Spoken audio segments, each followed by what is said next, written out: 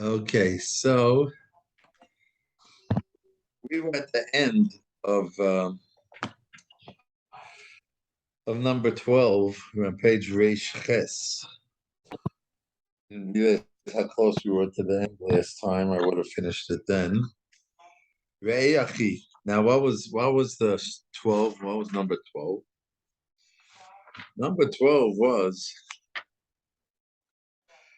Cheshvan הנפש על אדם לעשה עצמו, שמצד אחד ליבי לא הותח העניין אלא מעשה, ומסתורי זה השגויס במקום מסוים. On one hand, I'm so involved in Olam Haza things.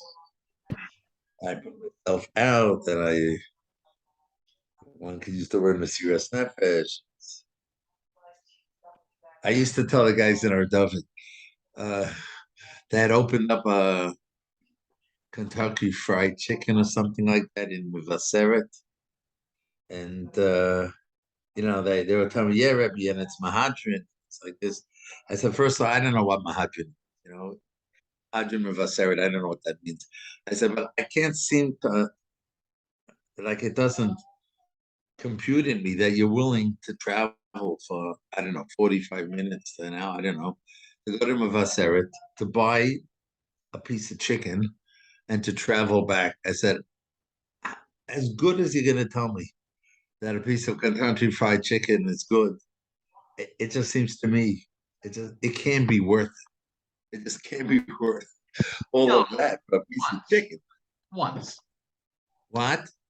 Look, growing up in America, in North America, you see these things everywhere, and it's a novelty that you can see it here. If you do it every day, it's one thing, but do it once, just say, "Wow, I went to Kentucky Fried Chicken." Yeah, It's like, okay. And maybe they did it once. I don't know if it was once. But the point is that we're willing for a piece of Ilam Haza for enjoyment in this world. We're really willing to put ourselves financially, put ourselves out financially, physically. We all, all right. I do the same thing. I just find something else. Because to me, a piece of chicken's a piece of chicken. And don't let your imagination run wild on a piece of chicken. But the point is that we do it for everything. We do it to make money. We do it right. So I have to make cheshbon. Like on one hand, I see how much I'm willing to invest. I see people investing extra hours, extra time, all kind of things, so they could get it ahead. They'll go to college and spend years to get their profession. On one hand, with all your planning, all your abilities, and mitzat sheni, and on the other hand, when it comes to spiritual things, so you miss also.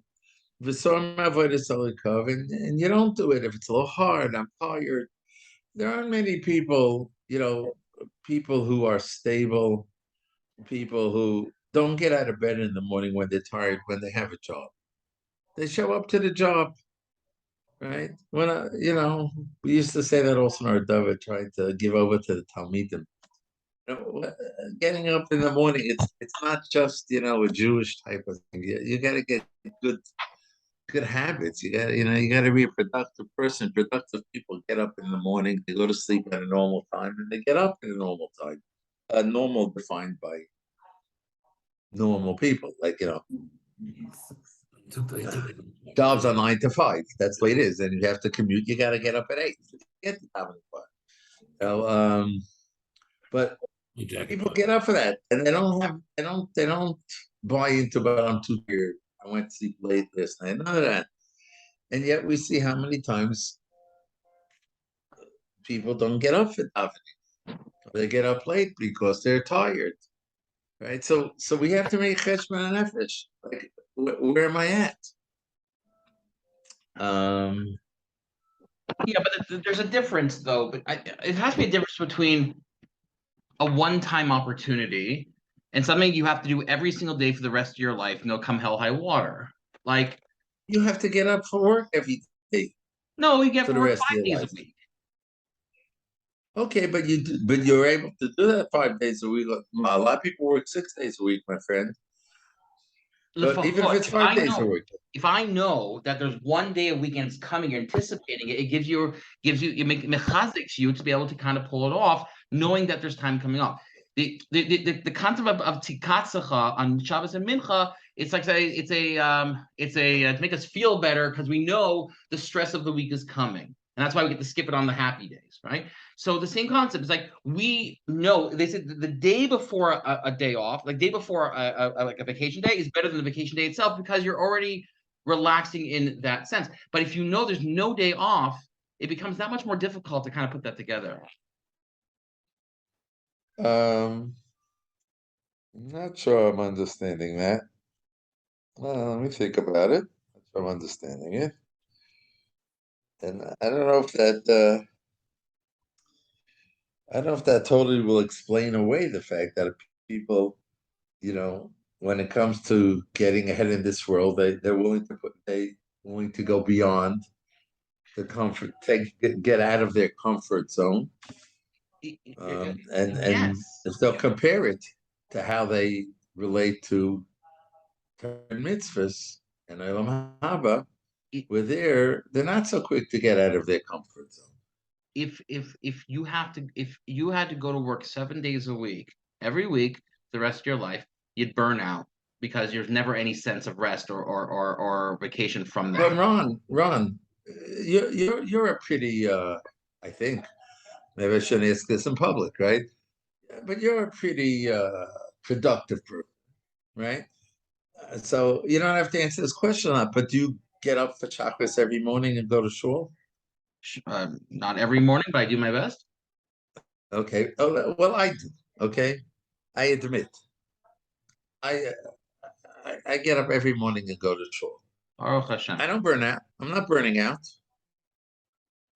I Okay. have better days and worse days. Sometimes it's true. I went to sleep a few hours before that for whatever I didn't get a good night's sleep, and it's hard to get up. But I get up every.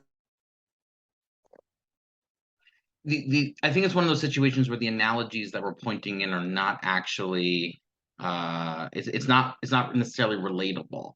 It's like, do I miss occasionally a day in shul? Like daven, of course. Do I hit every single minion? I do my best, but I definitely don't hit them all. But this sensation of if you had to go to work every single day, you'd burn out. There's no rest concept. So I think that I don't I think there's a very valid claim for the Yetzer Hara here. It's like, okay, there's no downtime. You've never have any opportunity of downtime, and there's no reset in that. So Shabbos is definitely a thing, sure, right? But there's no rest concept. And I don't work Sundays, and I tell you that Shabbos is better for me when I know I don't have to go to work the next day. Right, So one but thing, I see. Are you getting caught up on something more like something versus a good habit versus work? In other words, there are good habits that we all employ, and they're difficult. Person who engages in exercise daily, the idea of missing a daily exercise routine is a total anathema to them. Or eating healthily, going for ice cream or something, things like that are just alien and foreign. It becomes part of your life. It becomes part of a good habit. I should exercise and eat well, but I think it's more like I don't know, when you compare it to work, which it becomes so taxing. You might have something to say that, yeah, there's got to be some downtime, but here, when it's approaching Torah and mitzvahs, it's more that these are incorporating those positive aspects into your life, that it's part of you, it's part of your essence and who you are. And it's not like you're doing it part-time, you're not in the minor leagues, you're in the big leagues now, and you're expected to step up. I don't know, am I going off the path here, Rabbi? did we lose him? We lost him. Awesome. All right. We scared him off. We yeah. scared him off. It shouldn't be heard. You can scratch it from the record. Roganovsky, you want to share your thoughts? Are you with us? I hear what you're saying exactly, and I think Rabbi Langsman is right. That you a certain attitude that you have to have when you start. It has to be a certain attitude. I know Rabbi Langsman is gone. So I mean, how do we treat Ben Azman? So yes, you're going to daven, but like, why would we have a Ben Azmanim if we didn't need this sense of having like to rest from your schedule? It's not a total rest from everything. It's just a rest from your regular schedule. Davening, we're still davening and doing the mitzvahs, and really should learn. Just that it's a different thing. Rabbi Scheinberg used to say, you know what, Ben Azmanim, instead of learning Bava Metzia, you're learning Masechta Sukkah. Okay, you're not Rabbi Scheinberg, but there's such an attitude like that, right? I hear. I say it seems like that, like perhaps certain individuals, but I think the general claw, like you need to have some kind of balance. I mean, we've spoken about this in the past. You should, right. You should, but I would tell everybody, but as man, you should daven a minyan every day. Right. Try to learn for at least an hour a day. Right. I think I always tell people. All right. Would you like to? How's the Shiva? How are the guys coming in? Share how the start of the year is going on? When I see him. Oh, I thought they came in today. No. Yeah, well, I didn't see him yet till tomorrow. Who got them from the airport? Munchak? Well, some of them. Most of them come by themselves. Oh, okay, very nice. All right. We got to go to Shacharis, kitty. I have a cat. And cat. Huh? I'm not. I have no video. I don't know why, but okay. Brian Spry, how are you? How was the operation? It was a success. How are you feeling? We'll find out when they get the pathology report back. Okay. You walking around? I'm walking around, yeah. It was mostly laparoscopic.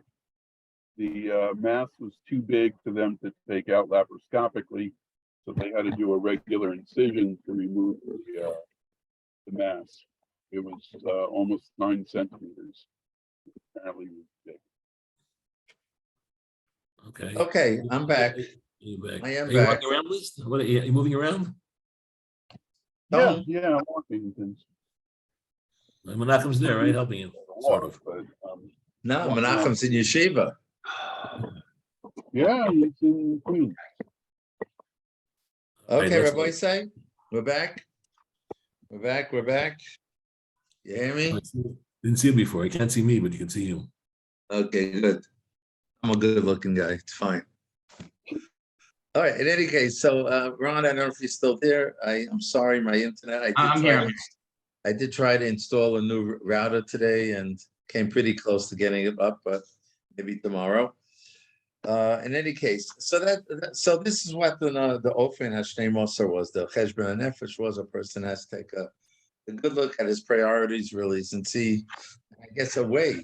This is a way of gauging, where I am. It's by Taka to compare how I deal with Olam Hazeh and where am I, where am I putting in my time and my effort and going beyond, and for what, and that gives me a good picture of where I'm at and how I can move forward.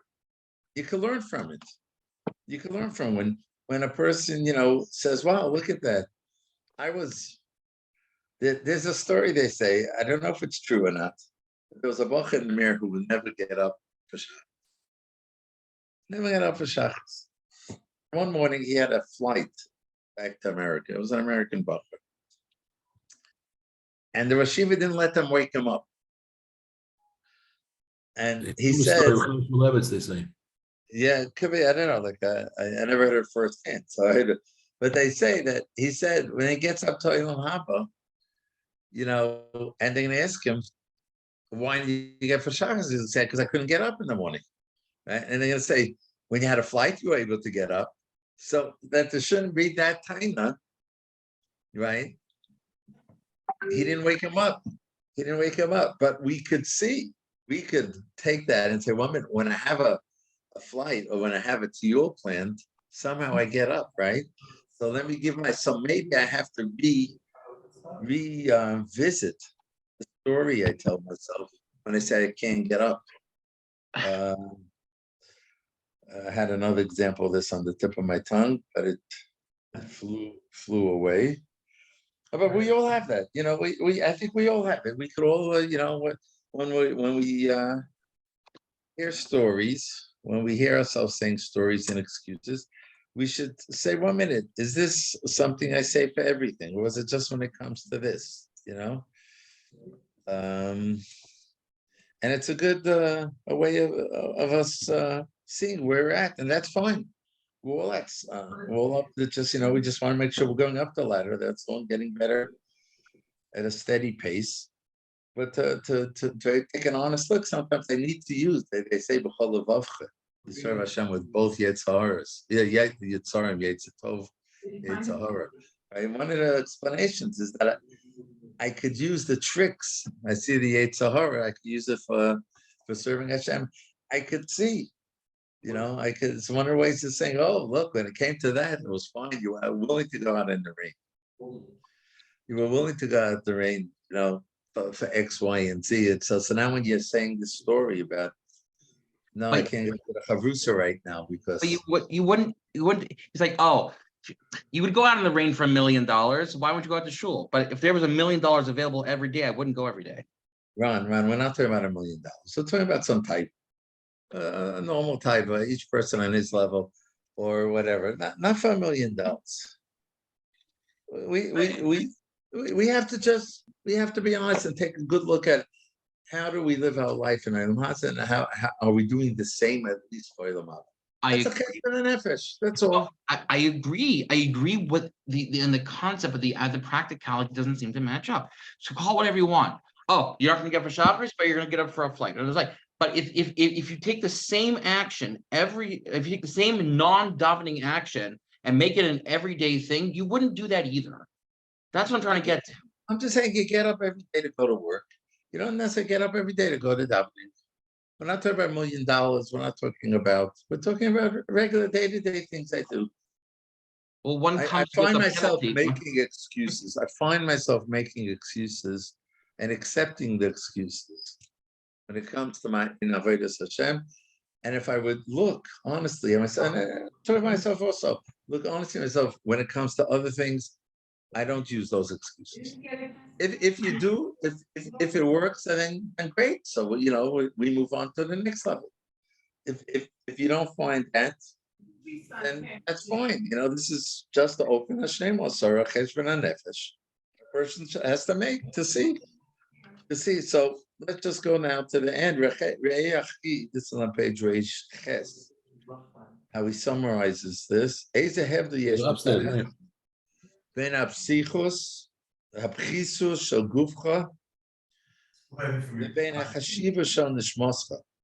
He was going on to, I guess, a little bit elaborate on also what's at stake. Everything I'm doing for the Olam Hazeh things is very transitory. It's not me really. It's not eternal compared to the chashivas of my neshama. That's the eternal. Really what defines me, which should be a factor in what I'm willing to put myself out for more. And that, played against the other thing, how much am I willing to my shtadlus when it comes to better my body, my physical, my station here in this world, this is the cheshbon nefesh you have to make, right? He's adding here that aspect of also realize what Olam Hazeh's value is, what Olam Hazeh's value. Am I acting accordingly? Leave alone, leave behind the extras, the luxuries of this world. It's so transitory. It's just now. Don't invest so much. This maser, and rather give yourself over to rather to what you do need, what you need for your future, for your end, and don't say There's an English saying. There's an English saying. Man, okay, there is an English saying, but I don't remember what it is. No. You can't hide behind the thing. Look, whatever's going to happen for that simple person, I'm as good. No, he says, because you're going to have to respond based on your abilities. And if you have a better mind and you have a better understanding, you're going to be held responsible for that.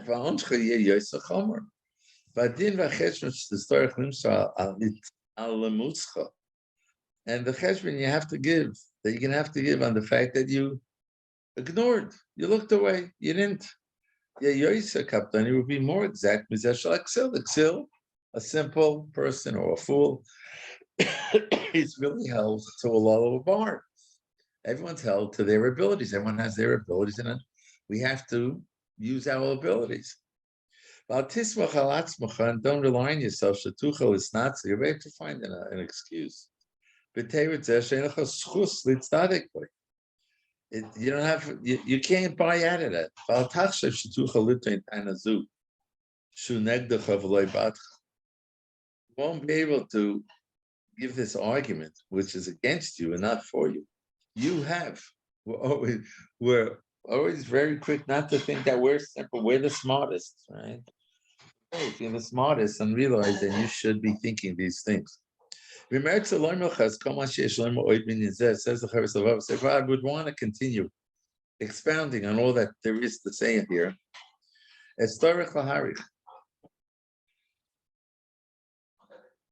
Ron, there's a famous story of Usher Rubenstein, Zatzal, used to say in the yeshiva, one of his standard shmuzes. I think it's brought in the Netziv Sefer, the Hakdama, when he made his first Sefer, yeshiva in Voloshin. He made his first Sefer, I think the Shiltos, I don't know. He wrote a Parish. They say he was extraordinarily happy, more than they would have thought. And they asked him, what is all this joy about? And he said, when I was young, I just saw this quoted again.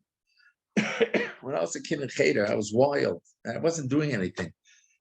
And at one point, the Malavid came to my parents' house and I overheard him saying to them, listen, we've tried.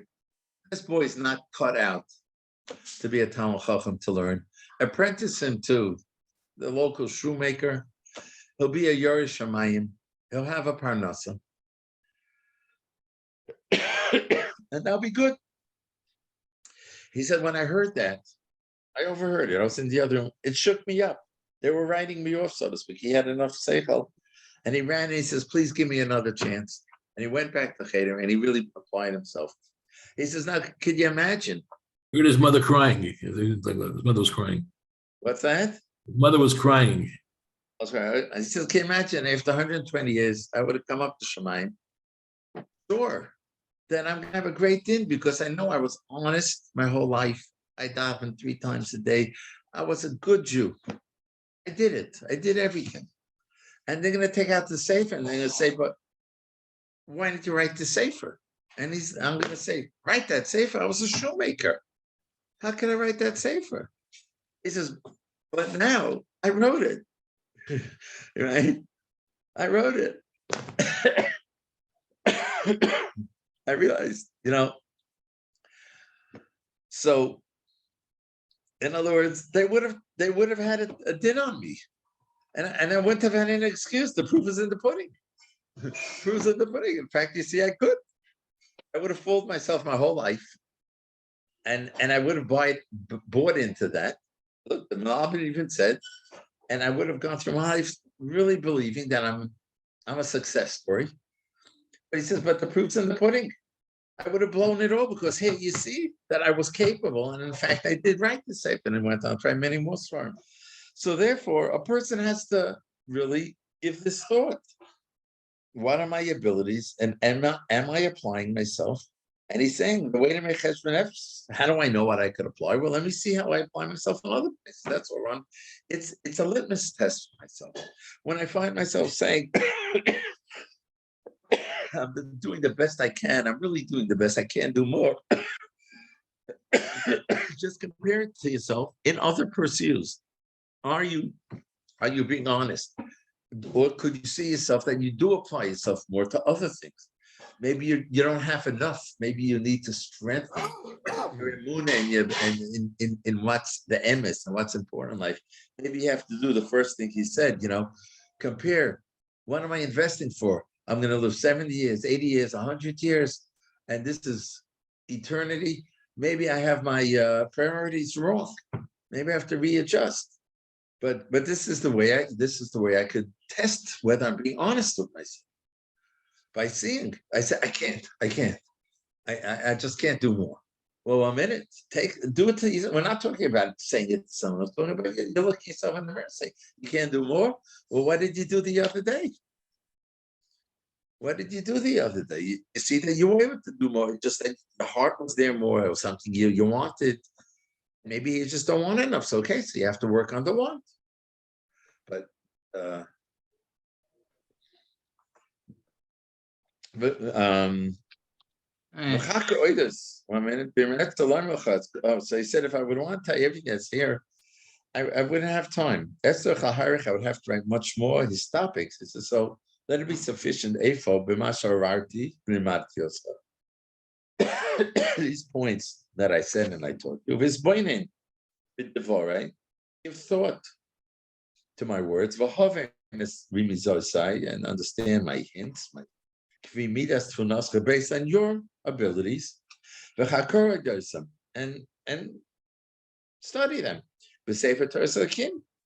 Learn Torah with Divrei Rabbi Seinuzal. Words of our Sfarim, Torah Shebiksav, Torah Shebal Peh, V'gami Hagoyin Hasichli, logic, it's all clear.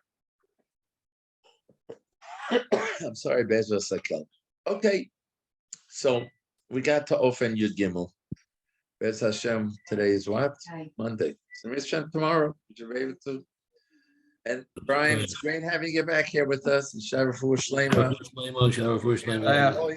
Stronger and stronger, and all the tests should come.